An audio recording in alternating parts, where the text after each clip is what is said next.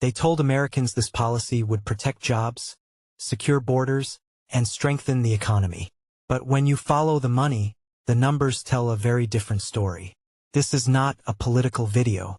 This is a budget story. And budgets don't lie. Over the last year, the United States launched one of the largest deportation efforts in modern history. The government says it's about law and order. Critics say it's about control. But before you choose a side, there's one question that matters more than any slogan. What does it actually cost? Let's start with the headline number.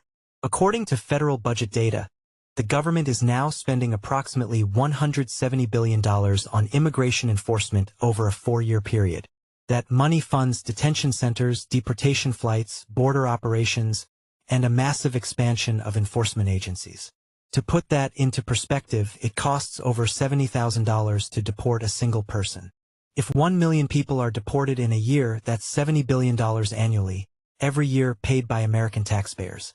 And that money doesn't come from nowhere. In mid-2025, Congress passed a sweeping budget package that dramatically reshaped federal spending priorities. Enforcement funding went up sharply, but major social programs were reduced to pay for it. Food assistance programs were cut.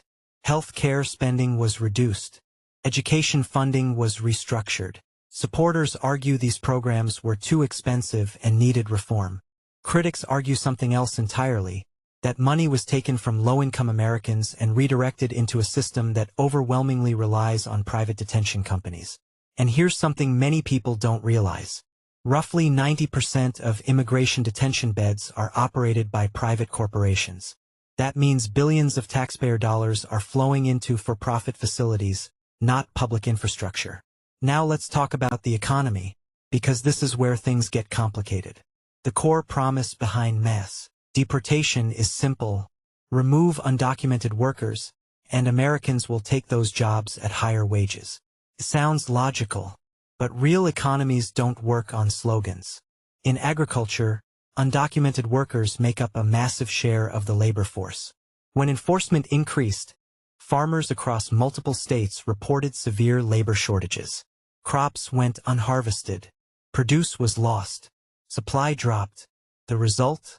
Food prices rose, not dramatically overnight, but steadily.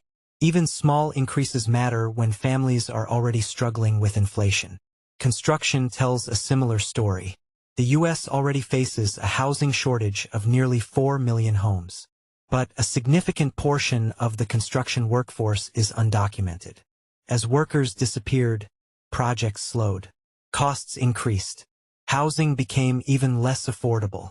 Economists call this labor complementarity, the idea that immigrant and native-born workers often rely on each other rather than compete directly.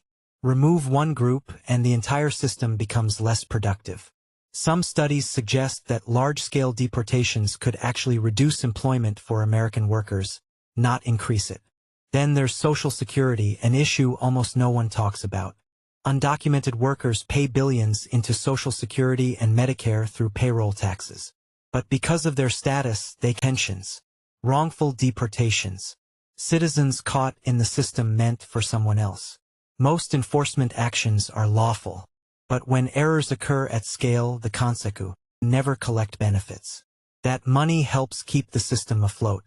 When those workers are removed, those contributions disappear too. Over time, that could increase pressure on a system already facing long-term solvency challenges, meaning higher taxes or reduced benefits for everyone else.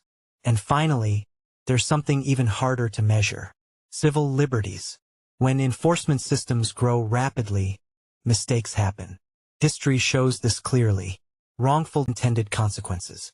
That's not for this video to decide. But before accepting any claim from any side, it's worth asking, is this the best use of $170 billion? Are the safeguards strong enough? And are the trade-offs worth it? Those answers belong to you. If you think these questions matter, talk about them. If you disagree, challenge the data. And if you want more breakdowns like this, let me know in the comments. Because informed decisions start with informed citizens. Actions are lawful, but when errors occur at scale, the consequences are serious. The question isn't whether borders should be enforced. Every country enforces its laws. The real question is this: at what cost? Because this policy isn't free. You're paying for it at the grocery store, in housing prices, in federal budgets, and potentially in ways that affect your rights. Maybe the long-term benefits will outweigh the damage. Or maybe we're only beginning to see the